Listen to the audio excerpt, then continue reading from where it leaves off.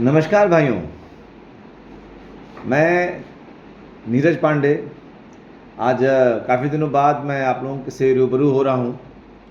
कुछ ऐसी व्यवस्था होने के कारण मैं आपको अपना नया वीडियो नहीं दिखा पाया। तो आज हम बात करते हैं अपने किसान भाइयों को समर्पित करते हैं। हमारे किसान भाई हमारे देश के अन्नदाता हैं और अन्नदाता का दिल बहुत बड़ा होता है। तो आज मैं अपने अन्नदाताओं के लिए कुछ एक स्पेशल खास चीज़ लेके आया हूँ कि हम अपने खेतों में मिट्टी की उर्वरा शक्ति पर जो यूरिया, पोटास और डीएपी डालते हैं पैदावार बढ़ाने के लिए, इसका वास्तव में हमारे खेत में इसका क्या प्रभाव पड़ता है और ये हमारे मिट्टी को किस तरीके से पोषण रहित बनाती है। किसान भाइयों, खेत में जब हम यूरिया, डीएपी और पोटास डालते हैं, अत्यधिक डालते हैं, तो इससे होता क्या है कि हमारे मिट्टी और पर्यावरण दोनों के लिए हानिकारक होता है। इससे हमारे मिट्टी की उर्वरा शक्ति पूरी तरह से नष्ट हो जाती है, धीरे धीरे नष्ट होती है। मिट्टी धीरे धीरे, आप देखिएगा, मिट्टी कठोर होने लगती है। उसकी जब हम जुताई करते हैं तो ट्रैक्टर के पावर पे जोर पड़ता है, हम गुड़ाई करते हैं तो उसमें ताकत ज़्यादा लगती है, और साथ ही साथ पौधों में रोग और कीटों का बढ़ने की संभावना उसकी ज़्यादा हो जाती है। और इसके अलावा जल का प्रदूषण भी होता है और वायु का भी प्रदूषण बढ़ता है। तो मेरे किसान भाइयों, आज हम आपके लिए सबसे पहले बात करते हैं यूरिया की। एक आम धारणा बन गई है कि खेत में हम यूरिया डाल देंगे तो हमारा पौधा हरी भरी हो जाएगी, पौधा विकसित हो जाएगा, और जल्दी विकसित होगा तो पैदावार अच्छी हो जाएगी। तो मैं अपने किसान भाइयों को, अपने अन्नदाताओं को बताना चाहता हूं कि यूरिया हमारे खेतों के लिए, हमारे सेहत के लिए कितना नुकसानदायक होता है। ये यूरिया हमारे मिट्टी में अम्ल एक चीज़ होती है। जैसे हमारे शरीर में अम्ल होता है, एसिड होता है, वो मिट्टी में भी होता है। और ये यूरिया जो होता है, जो हमारे शरीर, जैसे हमारे शरीर में अम्ल है, जैसे एसिड की मात्रा ज़्यादा हो जाती है, एसिडिटी हो जाती है, आप देखते होंगे, जिससे हमारी उल्टी आती है, तमाम सारी दिक्कतें होने लगती, गैस बनने लगती है। तो उसी तरीके से मिट्टी में भी ये एसिड की मात्रा को बढ़ा देता है, और जिससे होता क्या है कि उसकी जो उर्वरा शक्ति है वो धीरे धीरे कम होने लगती है, और पौधों का पोषण तत्व जो होता है उसको मिट्टी से पौधे पोषक तत्व प्राप्त नहीं कर पाते आसानी से, बहुत कठिनाई होती है। इससे जो होता क्या है कि पौधे धीरे धीरे कमज़ोर होने लगते हैं। अधिक यूरिया डालेंगे तो वो पौधे क्या होते हैं, मुलायम होते हैं, तेज़ी से बढ़ तो जाते हैं, बहुत मुलायम होते हैं, और वो कमज़ोर हो जाते हैं, जिससे वे क्या हो, कीटों और रोगों के प्रति अधिक संवेदनशील हो जाते हैं। उनमें रोग और कीट, आप देखते होंगे, खैरा रोग लग गया, पत्तियां लाल हो जाती हैं, सिकुड़ने लगती हैं, तमाम सारे कीड़े लगने लगते हैं। ये यूरिया के कारण ही होता है। ये हमारे पर्यावरण में यूरिया जो पड़ती है मिट्टी में, तो कहीं ना कहीं ऊष्मा बन के निकलती है, तो फिर वो नए कीटाणुओं को जन्म देती है। इसके अलावा सूक्ष्म पोषक तत्व जो हमारी मिट्टी में पाए जाते हैं, जैसे बोरान हो गया, जिंक हो गया, ये पौधों के लिए बहुत ही सूक्ष्म पोषक तत्व होते हैं।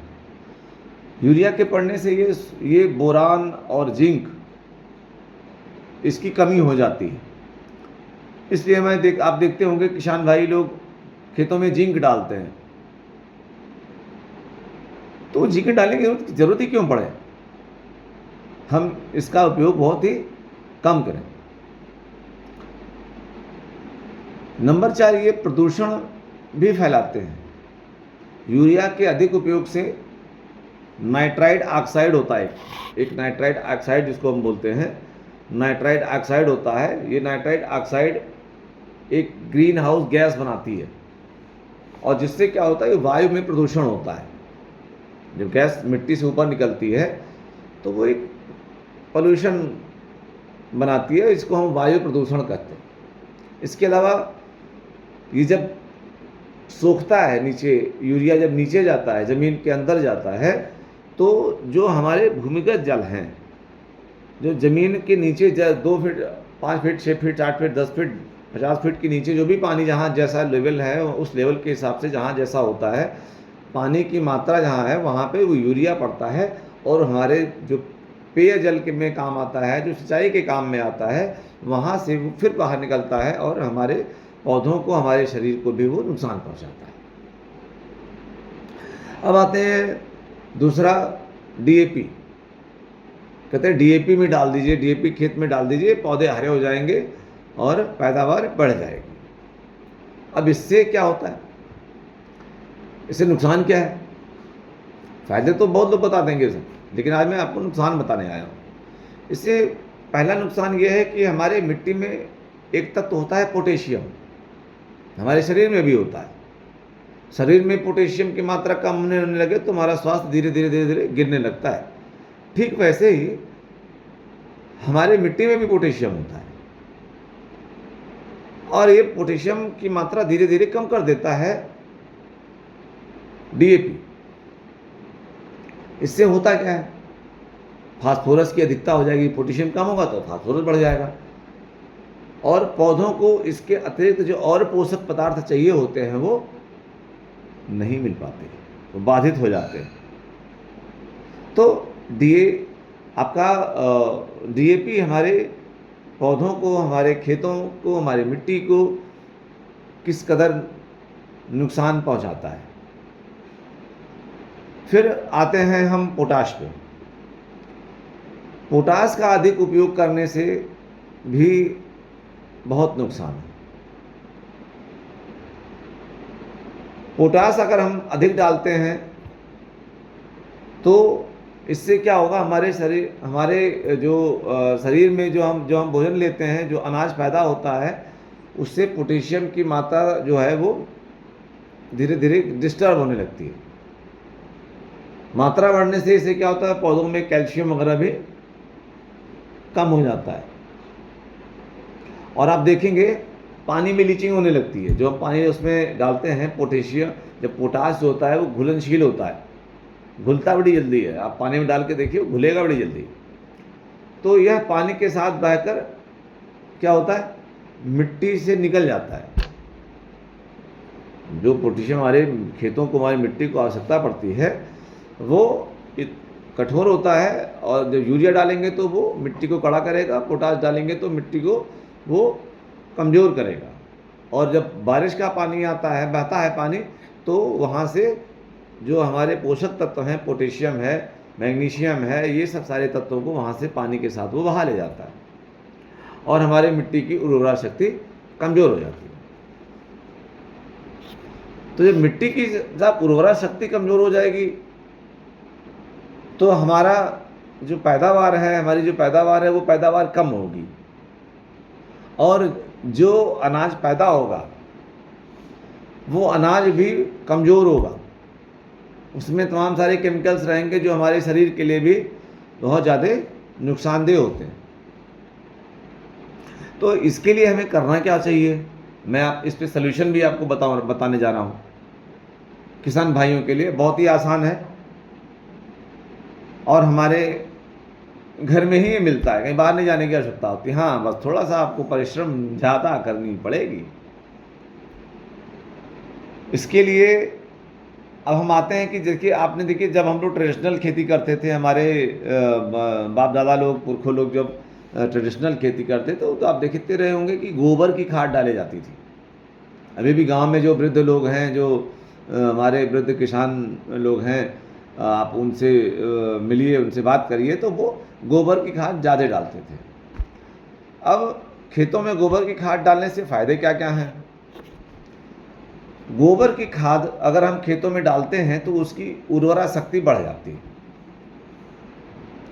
जब उर्वरा शक्ति बढ़ेगी तो वो जल को धारण करने की क्षमता में सुधार होगा। वैसे क्या होता है, जब हम यूरिया डालते हैं तो मिट्टी कठोर हो जाती है और जल वहीं सूट के फिर नीचे पहुंच जाता है। लेकिन जब हम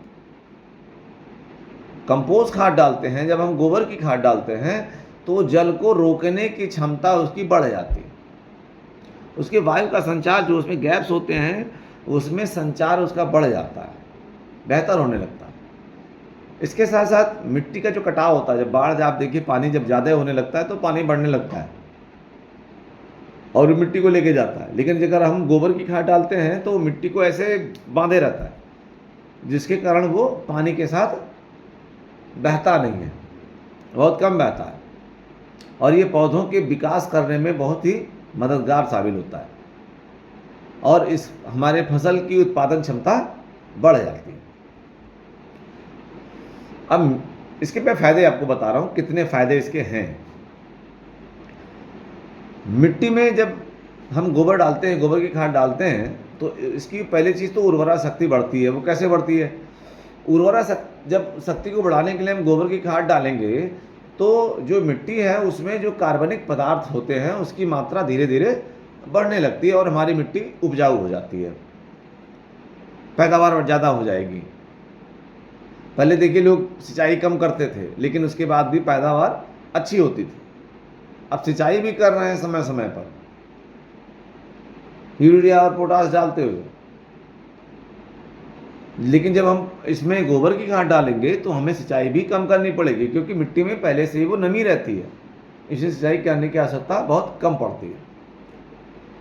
दूसरा, जल धारण करने की क्षमता में सुधार हो जाता है। गोबर की खाद क्या होता है कि मिट्टी में वायु के प्रवाह को बेहतर बनाता है। जो वायु का मिट्टी के साथ नीचे जो हवा चलती है उसके प्रवाह को बेहतर बनाता है, जिससे क्या होता है, जड़ों को ऑक्सीजन मिलता है। यूरिया डालने से हमारे जड़ को ऑक्सीजन नहीं मिलता, इसलिए देखिए पौधे कमजोर होते हैं। जब जड़ को ऑक्सीजन मिलेगा, जो पौधों के जड़ हैं उस जड़ को जब ऑक्सीजन मिलता है तो पौधों का विकास अच्छा होता है। हम अपने खुद पे देख लें, हम एक ऐसी जगह जाते हैं जहाँ हमें खुला वातावरण हो, ऑक्सीजन अच्छी सी मिलती हो, तो वहाँ हमें अच्छा महसूस होता है। लेकिन कहीं ऐसी जगह जाएँ जहाँ कूड़े करकट फेंक के जाते हों, तमाम गंदगियाँ हों, वहाँ देखिए ऑक्सीजन की मात्रा कम होती है, कार्बन डाइऑक्साइड की मात्रा ज़्यादा होती है, तो हमको भी घुटन होने लगती है। ठीक वैसे ही पौधों के साथ भी है। पौधों को अगर कार्बन डाइऑक्साइड की मात्रा बढ़ जाएगी तो वो घुटन होने लगेगी और उनका विकास नहीं होगा। तो गोबर की खाद जब हम डालेंगे तो पौधों को ऑक्सीजन मिलती है, उनका विकास बहुत अच्छी से होता है, पैदावार इसी वजह से अच्छी होती है। तीसरा फायदा क्या है? सर, तीसरा फायदा ये कि मिट्टी के कटाव में कमी आती है। आप देखते होंगे मिट्टियाँ बह जाती हैं, जब मिट्टी बहती है तो उर्वरा शक्ति भी निकल जाती है। कुछ तो हमने यूरिया, पोटास और डीपीए वगैरह डाल करके, हमने जिंक वगैरह डाल करके हमने बढ़ा तो लिया, पौधा तो आपका बड़ा हो गया, बट उसमें पैदावार कम हो गई, जड़ में ऑक्सीजन नहीं मिला। और सबसे मेजर चीज़ जो हमने उस केमिकल वाले खाद को डाला था मिट्टी में, वो मिट्टी जब पानी बरसा तो वो बह के निकल गया। लेकिन जब हम गोबर की खाद डालते हैं तो उसमें तमाम सारे ऐसे हमारे लाभदायक कीटाणु होते हैं जो मिट्टी को बिल्कुल ऐसे जकड़े रहते हैं, जिसके साथ कारण क्या होता है कि वो उसकी कटाव बहुत कम होती है, वो पानी के साथ बहता नहीं है। ये 3 लाभ मैंने बताया आपको। चौथा लाभ, पौधों के विकास में मदद मिलती है। गोबर की खाद क्या होती है कि पौधों को आवश्यक पोषक तत्व प्रदान करता है, गोबर की खाद, जिससे उनकी वृद्धि और विकास में मदद मिलती है। पौधे विकसित बहुत अच्छे तरीके से होते हैं, अच्छे विकसित होंगे तो उनमें फलियां अच्छी आएंगी, फलियां अच्छी आएंगी तो फसल अच्छी आएगी और फसल में वृद्धि होती है। जहाँ हम 1 बीघे खेत में 5 कुंटल से 6 कुंटल गेहूँ तैयार करते हैं, शायद आप देखिए अगर ये चीज़ लगातार अगर आप करते रहें अपने खेतों में, तो जहाँ एक नॉर्मल किसान भाई हमारे जो 5 कुंटल की पैदावार अगर 1 बीघे में ले रहे हैं, तो वो देखिएगा उनकी पैदावार 6 कुंटल या 7 कुंटल हो जाएगी। 1 कुंटल 2 कुंटल की क्या अंतर आ जाता है। वायु संचारण इसमें बहुत बेहतर होता है और उत्पादन में वृद्धि करता है। नंबर 6, सबसे मेजर इंपॉर्टेंट चीज़ मैं आपको बताने जा रहा हूँ, भूमि की भौतिक और रासायनिक तथा जैविक दशा में सुधार होता है। जब हम वो कंपोस्ट खाद मिट्टी में डालते हैं ना, तो वो धीरे धीरे मिट्टियों को सड़ाता है, उसमें उपजाऊ शक्ति होती है, रासायनिक गुणों में जटिल गुणों में सुधार हो जाता है, जिसके कारण हमारे पौधे अच्छे से विकसित होते हैं और हम फसल अच्छी लेते हैं। तो इसलिए हमारे किसान भाइयों, आपसे मेरा निवेदन है कि आप लोग भी अपने खेतों में गोबर की खाद डालें, कंपोस्ट खाद डालें, अपने वातावरण को शुद्ध रखें, अपने चीज़ों को शुद्ध रखें। आज आप देखते होंगे कि हमारे गांव में भी लोग आरओ का पानी पीते हैं, फिल्टर का पानी पीते हैं साहब। ऐसा क्यों है? क्योंकि उसमें यूरिया पड़ा हुआ है। जब हम खेतों में यूरिया डालते हैं तो वो कुछ तो ज़मीन के ऊपर निकल जाता है, पौधों को ले लेता है, कुछ वो रिश्ते वो हमारे भूगर्भ जल में पहुंच जाता है। और जब भूगर्भ जल में पहुंचता है तो हम वहाँ से पीने योग्य पानी जो निकालते हैं उसमें पहले से यूरिया मिली हुई होती है, जिसके कारण आज आप देखिए हर आदमी यूरिक एसिड से परेशान है। हर आदमी के शरीर में अम्ल ज़्यादा है, हर आदमी के शरीर में कोई न कोई विकार होने लगता है, उसको मधुमेह हो रहा है, हड्डियाँ कमज़ोर हो रही हैं, आवश्यक पोषक तत्व तो नहीं मिल रहे हैं। तो इसलिए मेरे किसान भाइयों, आप लोगों से मेरा विनम्र निवेदन है कि आप लोग अपने खेतों में जो उर्वरक इस्तेमाल करते हैं वो कंपोस्ट खाद का इस्तेमाल करें, गोबर की खाद का इस्तेमाल करें, ताकि हमारे देश का वातावरण शुद्ध हो, हमारे खेतों का वातावरण शुद्ध हो, हमारे पौधे अच्छे हों और हमारी फसल अच्छी हो। बस आज मैं इतना कहूँगा और आप लोग स्वस्थ रहें, मस्त रहें, खुश रहें। धन्यवाद, नमस्कार।